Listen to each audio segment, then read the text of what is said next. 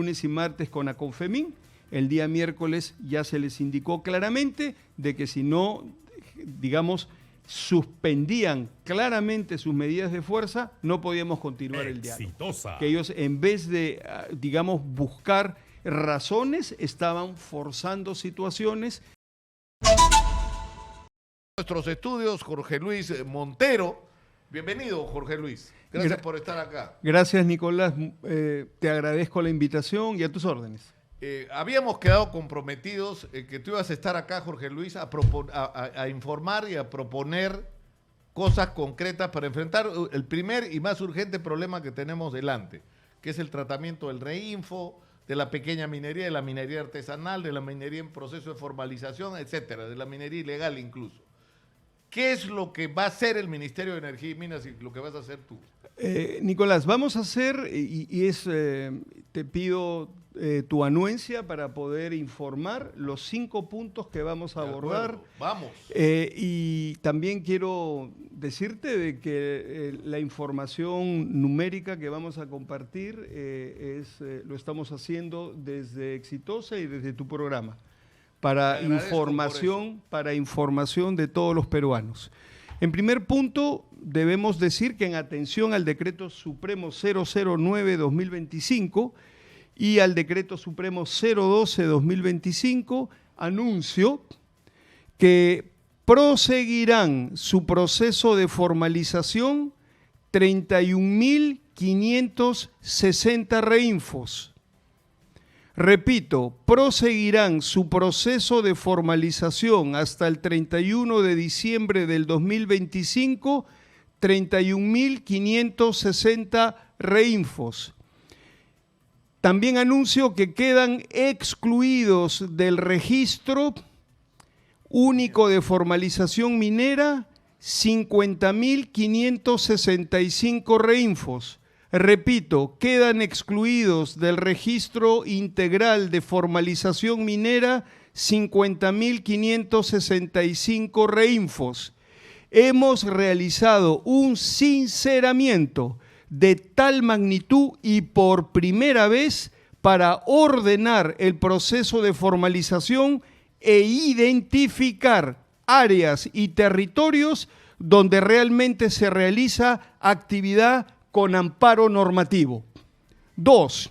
El proceso de formalización concluirá el 31 de diciembre del 2025 y se regirá tomando en consideración lo dispuesto en el Decreto Ley 1336 y las nuevas disposiciones de intermediación para impulsar la suscripción de contratos de explotación. Tercero, reforzaremos las acciones de interdicción contra la minería ilegal en todo el país, tomando como modelo de intervención las acciones desplegadas en la provincia de Patás por el Ejecutivo mediante el Comando Unificado y la Mesa de Desarrollo Integral de la provincia de Patás, integrada por autoridades locales, organizaciones de la sociedad civil y 13 sectores del Ejecutivo, de 18, 13. Cuarto, reafirmamos nuestro compromiso con la formalidad, la erradicación de la minería ilegal y la construcción de un país con paz social, seguridad y desarrollo sostenible. 5. Reiteramos nuestro compromiso con la construcción de una sola minería peruana, donde todos podamos progresar en armonía y en alianza con el respaldo decidido del gobierno. Eso es, Nicolás, lo que tenemos que reafirmar ahora y comunicar a todo el Perú. Muchas gracias por permitirme dar los mensajes importantes. O sea, para ordenarnos, tú dices, Jorge Luis, 31.560 reinfos están en este momento reconocidos como los reinfos reales. ¿Qué ha pasado con los otros 50.565? ¿Cómo han sacado ese número? Porque se suponía que habían, si uno hace la diferencia, 82.000. ¿No es cierto? Los reinfos que han quedado excluidos son reinfos que se encuentran en condición de suspendidos más de un año. Es más, el 90% de estos 50.565, es decir, unos 45.000 y algo más, están suspendidos más de 4 años. Y durante ese tiempo no se han puesto a derecho, no han presentado sus documentos, no han dado razón de sus actividades y simplemente se han mantenido al margen de del registro, se han mantenido al margen de toda legalidad, por lo tanto, y además no han ejercido actividad minera, porque si estás en condición de suspendido, no puedes realizar actividad minera. Por lo tanto, estos más de 45.000 reinfos de hace 4 años y un total de 50.565 no han ejercido actividad minera. O en todo caso la han ejercido sin ningún amparo legal. Porque el reinfo les daba un amparo legal. Claro, si en condición de suspendidos han ejercido actividad minera, entonces están en un supuesto de ilegalidad, un grave supuesto de un ilícito de minería ilegal. ¿Qué es lo que han tenido que cumplir? Porque ha habido lamentablemente toda una campaña, yo creo que ha sido perniciosa, de desinformación, haciendo un signo igual entre el reinfo, es igual a minero ilegal, igual a delincuente, igual a organización criminal, y a partir de eso justificar ya que el ejército entre y le meta bala, poco menos, ¿no? Ahora, ¿qué significa que hay 31.560 reinfos reconocidos como legales? ¿Qué requisitos han cumplido, tienen que cumplir? Ellos ya los han cumplido, están en condición de vigentes porque tienen un RUC activo, tienen una declaración anual, una declaración semestral de producción registrada en el sistema y tienen un instrumento de gestión completo, el IGAFON, el instrumento de gestión, el IGAFON presentado. Entonces, ellos continuarán, cumplen con la norma y continuarán hasta el 31 de diciembre en su proceso de formalización, y aquellos reinfos que se encuentran en condición de suspendidos un año o menos, que son 4.988, también se les ha considerado para continuar su proceso de formalización hasta diciembre.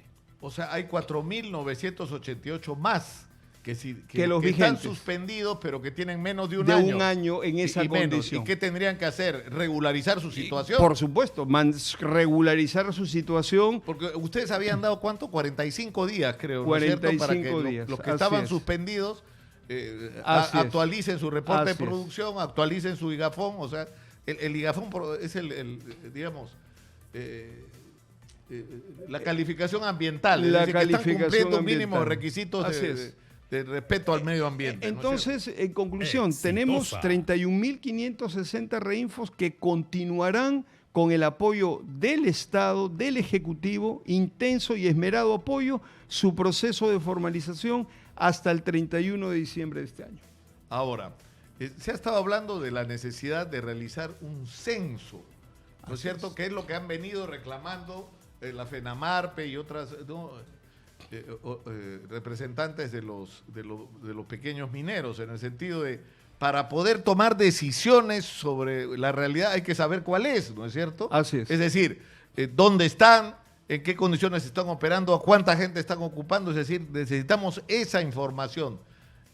¿Esto no debía ser al revés, hacer primero el censo y después este número? No.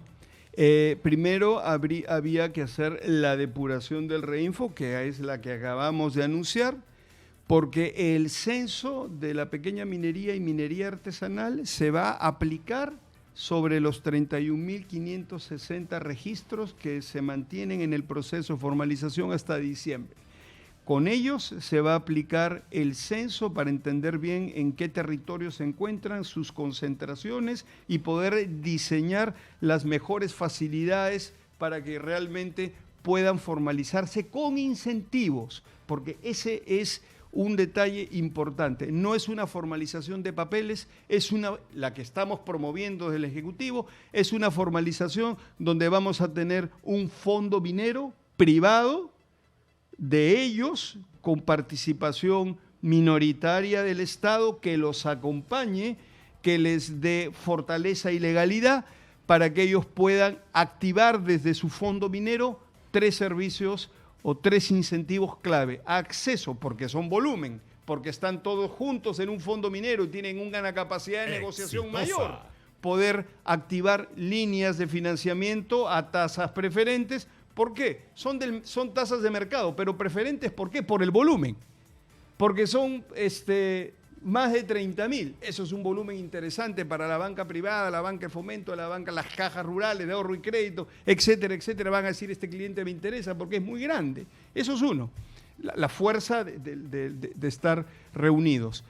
2 es activar trazabilidad, activar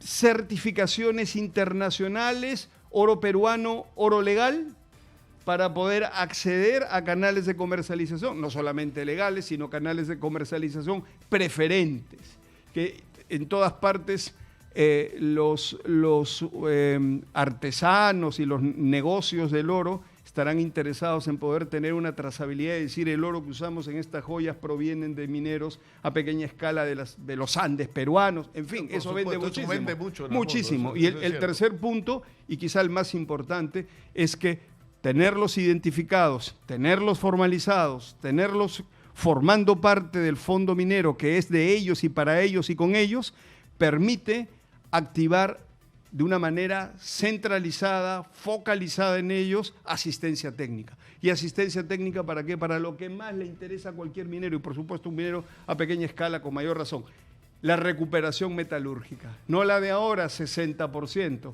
una recuperación metalúrgica que pueda llegar al 90%. ¿Pero eso qué significa? ¿Las plantas? Eso significa las plantas.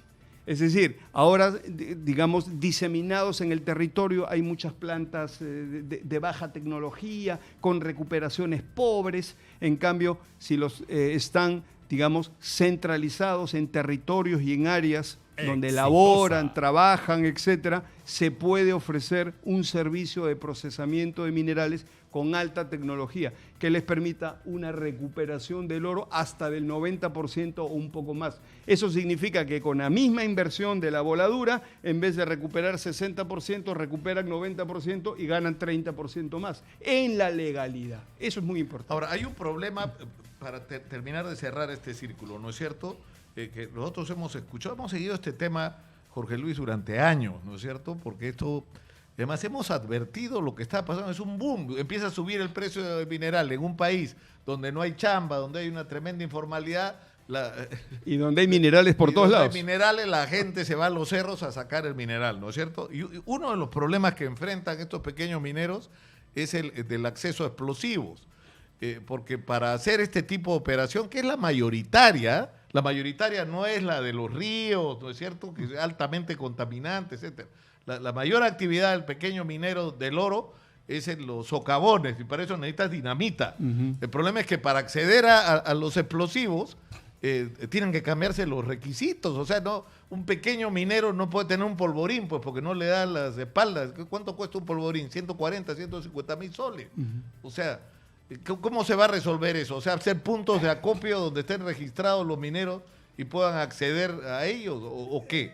Mira, la trazabilidad no solamente es del oro, sino la trazabilidad debe ser de los insumos para la producción de oro y cobre. Ahora, con un oro a más de $3.350, claro, con el cobre por libra a más de $5, Lo acabamos de ver, ¿no? Lo Antes de empezar acabamos la de ver. entrevista. Son precios que realmente son un tractor poderoso para el interés del privado para entrar en estas actividades. Yo he mencionado al principio de tu programa, y te lo agradezco mucho, el decreto ley 1336. Dame 30 segundos para referirme a este decreto ley que ordena, digamos que de alguna manera es la fuente para la formalización que estamos activando hasta el diciembre de este año para ayudar a estos 31.560 pequeños empresarios de la pequeña minería y minería artesanal. Este dispositivo que está vigente, el decreto legislativo 1336, indica claramente la simplificación de procedimientos, la asistencia técnica. Justamente para lo que estábamos comentando, nosotros lo vamos a hacer a través de 5 CITES mineros que van a estar en La Libertad, Arequipa, Puno, Madre de Dios, y probablemente el quinto CITE lo pongamos quizá en Ayacucho o en alguna otra región de alto impacto de minería. También regula la acreditación del terreno superficial, la prioridad en el otorgamiento de derechos en la Amazonía, que está congelado y no tiene solución. Los incentivos de promoción de la formalización minera, que hay varios. El régimen excepcional de otorgamiento de concesiones mineras en áreas de no admisión de petitorios, las ANAPs. Incentivos... Claro, las ANAP son territorios que están en manos del Estado y que no se permite solicitar la concesión ahí. Así es. Y es absurdo, está parado y el precio del mineral está... O sea, este decreto legislativo del año 2017, que no ha sido tomado en consideración en toda su potencia, regula la posibilidad de que los mineros a pequeña escala puedan trabajar allí. Mira, y también regula, para terminar, la creación del fondo minero en su artículo 21. La creación del sello de oro, oro formal, oro peruano, sello de calidad. Claro. Responsabilidades ambientales y de seguridad y salud en el trabajo, donde cada titular se responsabiliza por sus impactos ambientales y laborales en su operación. Y acá está la respuesta a tu pregunta. Se crean grupos de trabajo multisectoriales. Mira, para el desarrollo y sostenibilidad social y para la formalización, y esto es importante, Nicolás, la formalización laboral. Es que no solamente se trata de formalizar al titular y a la operación, sino se trata de formalizar a los que trabajan en esa operación. Es que nos estamos olvidando de lo más importante. Tenemos que formalizar laboralmente a los muchachos y muchachas que trabajan pero lo que dentro de los socavones. Lo que tú estás diciendo, Jorge Luis, y que escuchen esos que hablan de paz, no con Z, sino con S. ¿Sabes a quién me refiero? Es decir, lo que tú estás diciendo es, al 31 de diciembre no va a haber más reinfo en el Perú. En este proceso, lo que se va a hacer es que el reconocimiento sobre la base de estas 31.560 operaciones que están bajo el reinfo, de empresas mineras legales, con todos los derechos. Así es. ¿No es cierto? Pero hay un problema. Ese es el objetivo. Hay un problema del que tenemos que hablar después de la pausa, porque me tengo que ir a la pausa. Perfecto. Jorge Luis, por favor. Que es el tema siguiente. Y para eso creo que va a ser muy importante el censo. ¿Dónde están operando estos reinfos? Ahí vamos. Y ahí entras en el gran problema que tenemos, que es concesiones que no son explotadas, ¿no es cierto? Alguien que tiene una concesión no le explota y mineros, pequeños mineros que vienen y ocupan esas zonas donde desde el punto de vista formal, digamos, puedes decir, están haciendo algo ilegal. Están explotando en un lugar cuya titularidad de concesión no tienen. ¿Cómo se va a resolver ese problema? Contéstamelo, por favor. Por supuesto. Tras la pausa, porque es yo creo que el tema más complicado que hay en este momento. De acuerdo. El más complicado de todos, lo que he aprendido en estos años de seguir el tema de la pequeña minería he logrado entender. ¿Cómo no? Ahora, la pregunta es, ¿qué va a pasar con las operaciones de los reinfos que están sobrepuestas con concesiones de terceros? O sea, ¿qué va a ocurrir ahí? ¿No? Uno de los empeños fundamentales desde el lunes es que viene es activar espacios de diálogo entre los titulares de concesiones y los empresarios de la pequeña minería y minería artesanal que operan dentro de sus concesiones. Para eso este ministerio se está habilitando normativamente a través de una resolución ministerial para ser garante de ese diálogo. Es un diálogo entre privados, eso está claro. Tiene que haber un entendimiento, porque hay quienes dicen, y no resulta razonable la reflexión, digamos, ¿no? Lo que se dice es lo siguiente: tú tienes titulares de concesiones mineras empatadas, 114.000 hectáreas, ¿ya cuántos? Y que las puedes tener hasta por 30 años, ¿no? Esto va renovando y pagando multas. ¿Cuánto estás explotando? ¿5.000? ¿Y por qué no se...? Es decir, y nadie puede explotar el área que tú has concesionado porque es tu concesión, es como si fuera tuya, ¿no es cierto? Entonces, hay gente que dice, y resulta razonable la discusión, no ha llegado el momento de reformular el tema del otorgamiento de concesiones, poner límites más estrictos, de que si adquieres el derecho de concesión tienes que explotarlo o avanzar en todo caso en la exploración y en áreas razonables, no en áreas gigantescas que no te alcanzaría la vida de tus descendientes hasta 6 generaciones por delante para hacerlo, ¿no? Ahora, es cierto que esto te enfrenta a un problema no solo legal, sino constitucional, ¿no? Porque en realidad esta fórmula de protección de los contratos mineros y de las concesiones se hizo para darle garantías a los inversionistas de que acá en el Perú no se andan cambiando las reglas de juego a cada rato, ¿no? Sí. Entonces, ¿cómo se va a manejar ese tema, Jorge Luis? A ver, es un punto importante porque el sistema de concesiones, de cuadrículas que maneja el INGEMET y las concesiones que se dan de la manera como se dan, evidentemente ha impulsado y mucho la inversión minera en el Perú a gran escala. Sin embargo, se plantea el problema que tú has expresado, ilustrado claramente en este momento, y todo lo que tenga que ver con modificaciones, oportunidades de mejora, etcétera, como queramos llamarlo, en el régimen de concesiones en el Perú, eso implica una reflexión en torno a lo dispuesto en la Constitución Política del Estado y en la Ley General de Minería. Ese es el rango que tiene esa disposición de las concesiones mineras, la manera como se otorgan y la manera como se gobiernan. Ese es el rango. Esto es atender una oportunidad de mejora en esta normativa implica una discusión de carácter constitucional y algunas modificaciones precisas en la Ley General de Minería. Ese es el rango.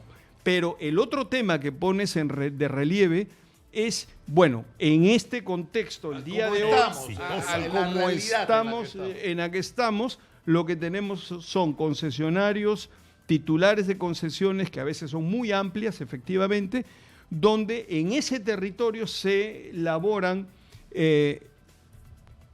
miles, estamos hablando de 31.560, ¿no? Muchos de ellos, probablemente la mitad o más, está laborando en concesiones de terceros.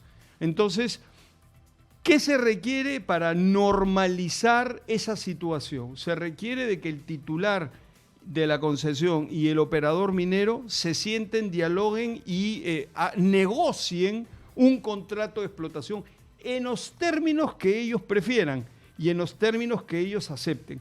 Lo que vamos a hacer nosotros desde el Estado es una intermediación para garantizar que ese diálogo se dé, para invitar a las partes en día, fecha y hora y lugar a que se reúnan y dialoguen, negocien sus condiciones para que se dé un contrato de explotación que le permita al inversionista minero a pequeña escala realizar la actividad en la concesión con anuencia del titular y con las condiciones comerciales que ellos pacten. Pero nosotros lo que tenemos que garantizar es que ese diálogo se dé. Y no solamente tenemos que garantizar que ese diálogo se dé, sino lo podemos reportar en el sentido que se dio la reunión, que participaron las partes, que discutieron sus temas y que están avanzando. Eso es, nosotros queremos garantizar ese diálogo, impulsar ese diálogo, facilitar ese diálogo sin intervenir en la negociación propiamente dicha, porque eso es entre particulares. Ahora, pero es necesario hacer esto, sí, nunca sí, antes se ha hecho. De acuerdo, ahora, a mí me llamó la atención, porque yo quiero que la gente sea consciente de esto. Se ha hecho una campaña realmente perversa. O sea, se está tratando de resolver el problema de la formalización minera y sale en la primera plana de un diario muy antiguo en el Perú. Ingresaron representantes de los reinfos al Ministerio de Energía y Minas. ¡Qué bueno que ingresaron al Ministerio! O sea, es como si fuera un crimen. Si están ingresando para discutir cómo se van a formalizar, por Dios, ¿no? Totalmente. Ahora, ustedes se han reunido con las organizaciones, ¿no es cierto? Se han reunido con FENAMARPE. Así es, con Se han FENAMARPE. reunido con Confemín, que también. está, en este momento hay, me estaba contando Gisela Magariño, hay bloqueos en carreteras, hay una protesta frente al Congreso. Ahora, no hay sesiones del Congreso, no sé qué presión puedan ejercer sobre una institución que no se está reuniendo, ¿no? Pero en fin, pero hay protestas. ¿Qué ha pasado, por ejemplo, con estas organizaciones, con FENAMARPE y con FEMIN? A ver, el principio rector, el principio de autoridad es entender de que el Ejecutivo es el encargado y responsable de aplicar las leyes y las normas vigentes. Y en ese marco nos tenemos que mover. El funcionario público es el ejecutor, el ejecutivo de las normas legales y constitucionales vigentes. Ese es nuestro marco de acción. Lo que se les ha dicho a los pequeños mineros y mineros artesanales agremiados en estas organizaciones es que si quieren continuar, digamos, si quieren manifestar y dialogar sus preocupaciones, lo tendrán que hacer en el momento en que levanten sus medidas de fuerza, porque no podemos dialogar con carreteras por bloqueadas. ejemplo, yo sé que esta semana ha habido reuniones. Sí, no podemos seguir dialogando en condiciones, en estas pero condiciones. Pero se han reunido lunes y martes, creo, ¿no? Sí, han habido reuniones en el Ministerio, lunes y martes con ACONFEMIN. El día miércoles ya se les indicó claramente de que si no, digamos, suspendían claramente sus medidas de fuerza, no podíamos continuar el diálogo. Que ellos, en vez de, digamos, buscar razones, estaban forzando situaciones y eso no se podía aceptar y por lo tanto solamente sostuvimos un diálogo el lunes y martes y el miércoles ya no se pudo porque se mantienen medidas de fuerza que son inaceptables. El bloqueo de una carretera no tiene justificación, es un delito. Ahora, con FENAMARPE, que es la otra organización que es importante, y no sé si más, ¿no? Porque el problema es que también acá hay un poco de carga política, ¿no? Hay algunos dirigentes que, digamos, tienen proyectos políticos, tienen absoluto derecho, ¿no? El problema es cuando se mezclan las dos cosas, pero como FENAMARPE, la otra organización, las cosas están fluyendo. Hemos mejor, dialogado ¿no? con ellos la semana pasada, también en 2 oportunidades consecutivas, y con ellos, digamos, el diálogo es diferente. FENAMARPE es un grupo de mineros a pequeña escala y artesanales que se dedican a la minería, como los 31.560 reinfos que continuarán su formalización hasta diciembre de este año. Se están dedicando a la minería. Entendemos que se están dedicando a la minería, a ellos los vamos a censar para verificar que se están dedicando a la minería y con ellos continuaremos su formalización hasta diciembre. El mensaje para los que están participando en bloqueos es dejen de bloquear y avancemos en este proceso. Ahora, la pregunta que yo te hacía es ¿qué va a pasar con esa cantidad de mineros que no están entre estos 31.560, que ni siquiera tienen reinfo? Porque hay gente que ha entrado a la minería, a la pequeña minería, después de que se cerró incluso el año 2020. El reinfo está cerrado en 2020, el reinfo ¿no el registro está o sea, cerrado hay desde gente 2020. que en los últimos 5 años ha entrado a la minería, entonces no tiene ningún amparo legal. ¿Qué se va a hacer con ellos? Y están operando. Ellos deben suspender sus actividades mineras y ponerse a derecho cuando tengamos la nueva ley de la pequeña minería y minería artesanal. Están en un limbo, no están en el registro, no pueden estar en el registro porque ya se cerró en el 2020 y el proceso de formalización termina en diciembre, por lo tanto ellos deben esperar a que el Congreso de la República, después de terminar sus debates, donde el ministerio participará sin duda alguna y los gremios y las organizaciones y las sociedades y los empresarios, todos tenemos que participar en ese debate, concluya un predictamen que pueda ser aprobado por el Pleno y que pueda ser eventualmente promulgado, tienen que esperar que ese proceso se dé, porque ese es el proceso rector de la minería a pequeña escala y artesanal por los próximos 30 años probablemente. Y entonces se tienen que poner a derecho en ese vector, no en el de la nueva ley de la pequeña minería y minería artesanal. Hemos hablado porque se reporta de que hay reuniones con los representantes de los pequeños mineros, pero no se reporta de reuniones que también hay, entiendo, con los representantes de la gran minería, ¿no? A mí me lo dijeron hace algún tiempo, que usted se ha reunido 42 veces con la pequeña minería, con los gremios de los informales, y yo les dije, mira, me reúno con los gremios en vías de formalización. Ojo, primera aclaración, en vías de formalización. Eso es por un lado. Y por otro lado no dicen que me he reunido al mismo tiempo 58 veces con las grandes corporaciones mineras, con las empresas de mediana escala, en fin. Entonces, el ministerio es un ministerio de puertas abiertas. Es un ministerio que tiene que normar, regir una política para toda la minería.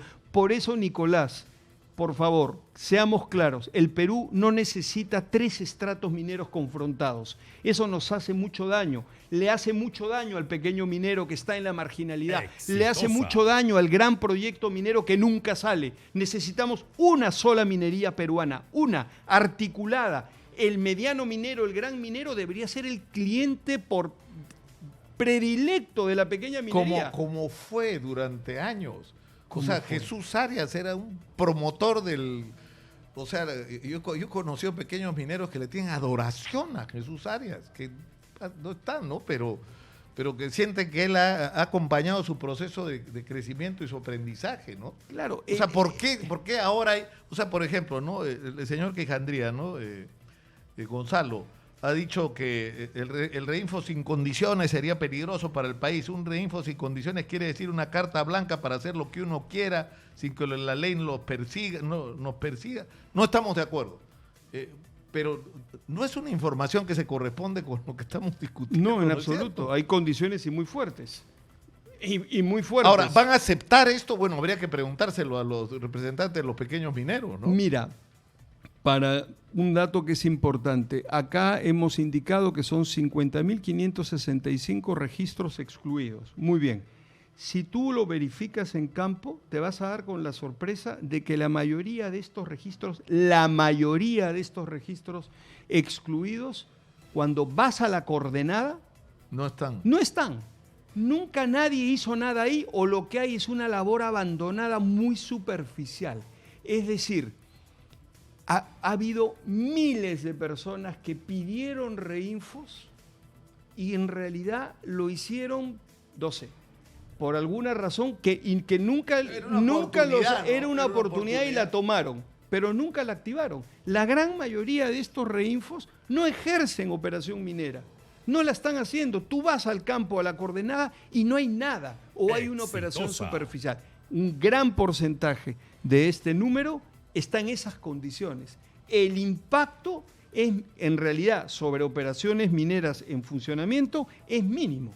Por eso siempre le hemos dicho a los dirigentes de los gremios, el decreto supremo 012 que manifiesta y el 009 que permiten esta depuración no los impacta en realidad, no les hace daño en realidad, porque está simplemente poniendo orden en este registro, dejando de lado al que no opera, al que nunca operó, o al que nunca se puso 2 años, 3 años, 4 años, nunca se puso a derecho con documentos relativamente sencillos. Porque tiempo ha habido de más. Tiempo ha habido de más. Verdad. Ahora, el tema, tú esto te vas a reunir, me imagino, para discutir estas cosas y ver la implementación, porque esto es imposible hacerlo sin... Es que el otro día, mira, Pablo Monzón decía una cosa que es cierta, ¿no? Este es el primer caso de que los primeros interesados en que haya censo es los que tienes que censar. Es decir, simplemente dicen censo y la gente va a correr para censarse, ¿no es cierto? Tenemos 31.560 operadores mineros a pequeña escala en formalización que los tenemos que censar. Ellos sí. Ahora, el otro tema, porque, o sea, tú dices, para que el mensaje quede claro a la gente que está protestando, esta es la propuesta que hay que continuar el diálogo, que levanten las protestas, el diálogo continúa como ha venido ocurriendo. Además, tú has sido objeto de ataque por haberte reunido con quienes los dirigentes de los que están protestando.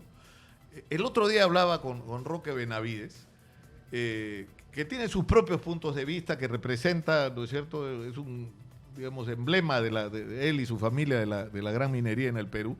Pero él llamaba la atención sobre el otro tema de la minería que no estamos mirando, que es el de los grandes proyectos. Es decir, la subida del precio del oro, que es espectacular, ha provocado esta especie de fiebre del oro, ¿no? Pero el gran mineral para el Perú es el cobre. El cobre es nuestra principal fuente de ingresos y tenemos cobre y tenemos grandes... Entonces él decía, por ejemplo, iniciar un proyecto minero en el Perú es la cosa más enredada, complicada, enrevesada, burocrática. Algo se tiene que hacer con eso, Jorge Luis. Sí. Es decir, si tenemos el mineral enterrado, si tenemos gente que tiene la plata y la tecnología para sacar ese mineral, entonces hagamos acuerdos y que sean rápidos, por supuesto, cumpliendo con la regla, ¿no? Pero claro, que no tiene por qué ser un proceso de pesadilla. Generalmente los procesos de carácter ambiental, como el estudio de impacto ambiental y otros instrumentos de gestión ambiental, suelen ser cuidadosos, digamos, amplios, toman mucho tiempo, eso es cierto. También los planes operativos, los planes de cierre de minas y todos esos planes que asuman a la tramitología suelen ser documentos que se tienen que revisar con detalle. La tramitología en otros países es tan larga o más larga que en el Perú. Eso también te lo puedo decir. Hace pocos días me pasaron una información estadística. La tramitología en países del hemisferio norte puede durar hasta 15 años. Entonces, no es un tema exclusivamente del Perú.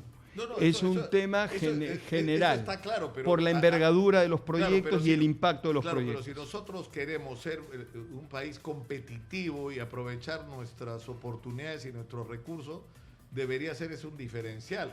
Que en el Perú, es decir, todo fluye rápidamente, te ponen exigencias ambientales, laborales y demás, y de concierto con las comunidades, que es otro tema muy importante. Muy importante. De que la llegada de la minería signifique desde el primer día el cambio de la vida de la gente. Y no que primero haya minería y después la gente reclamando porque le cambie la vida, ¿no? Buen punto. Permíteme dar dos anuncios adicionales que creo que me gusta hacerlo y prefiero hacerlo hoy día.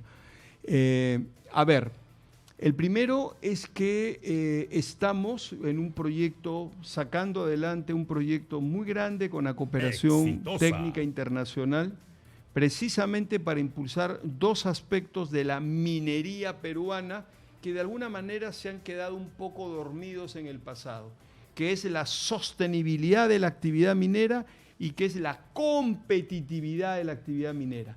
En la competitividad está la simplificación administrativa, la celeridad en los procesos, sin por eso perder calidad.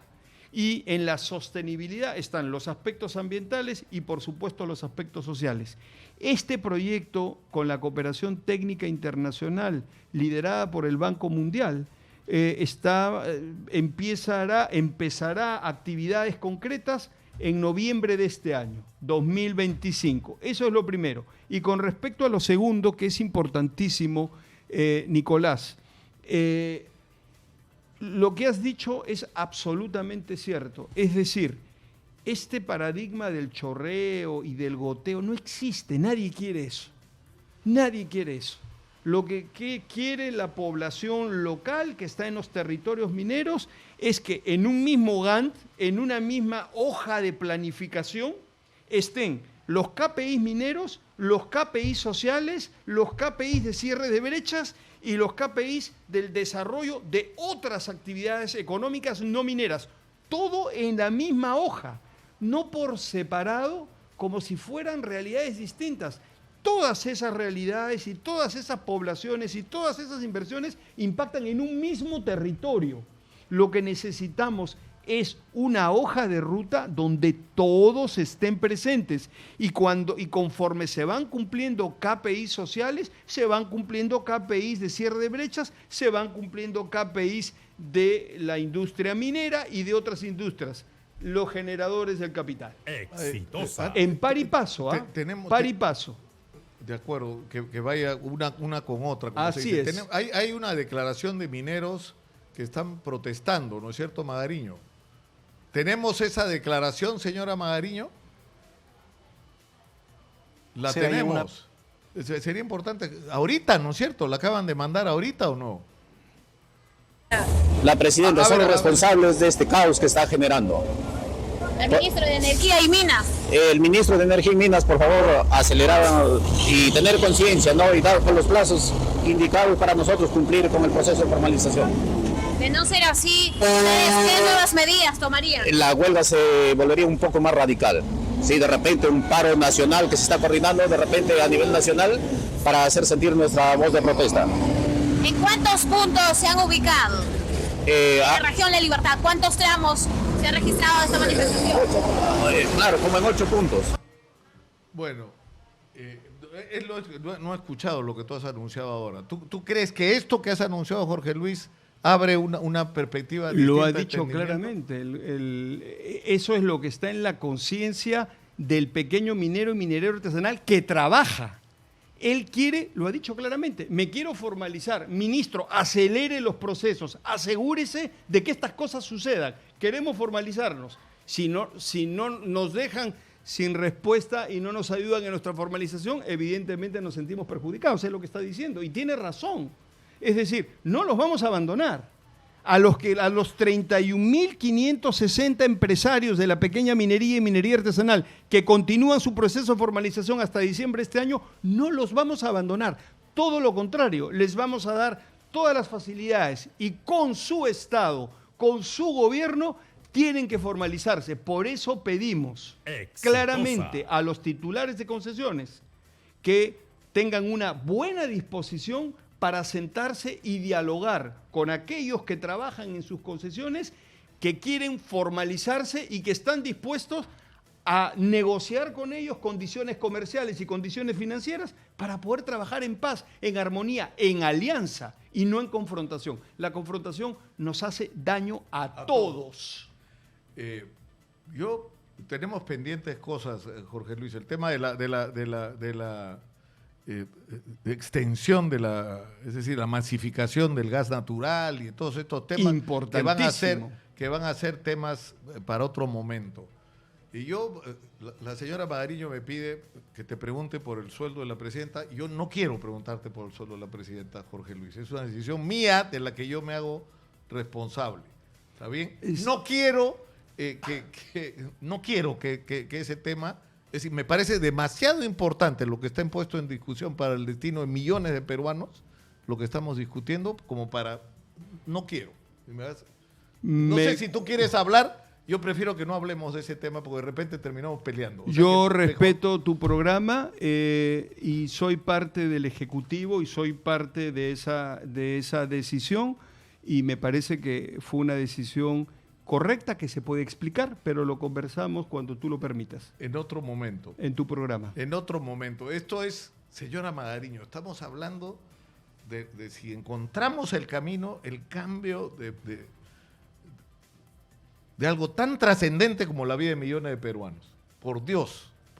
Y dice que me critiquen en las redes y le doy con fierro, ya más de lo que le pego a Dina Boluarte no le puedo pegar. Pero ahora estamos en otra cosa, ahora estamos discutiendo el problema que está afectando la vida de demasiada gente y la necesidad de encontrar respuestas. Nicolás, permíteme. Y yo creo que algo, o sea, yo sé que sobre lo que has dicho no necesariamente va a haber acuerdo total, pero abre el camino para una discusión ya, o sea... Que real, concreta. Sobre temas reales. Estos números que te he dado, Nicolás, ya son una realidad. No es un plan, no es un proyecto. Ya se han ejecutado, ya está hecho, es realidad. Solamente quiero recordar algo, permíteme 30 segundos. Todo esto se está haciendo en el gobierno de la presidenta Dina Boluarte, en el Consejo de Ministros del Premier Eduardo Arana. Todas estas decisiones se están tomando ahí. Cosas ya te estoy empezando a querer menos, pero no. Cosas que no se han hecho en 13 años.